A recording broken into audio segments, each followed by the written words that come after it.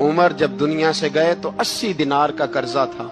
22 लाख मुरब्बा मील का हुक्मरान अपने बेटे से कहने लगे, बेटे कोशिश करना तेरे खानदान वाले मिलके मेरा कर्जा उतार दे, मेरी कब्र पे बोझ ना रहे।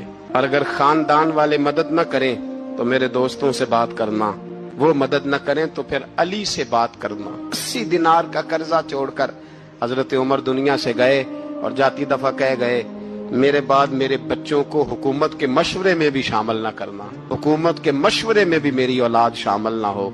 इतना बड़ा शख्स इतना बड़ा रंग दे के यकम मुहर्रम को जब उम्र फारूक का विशाल हुआ तो बेटे से कहने लगे, अम्मा आयशा से जाके कहो मेरा भी नबी पाक के रोजे में दफन होने को दिल करता है।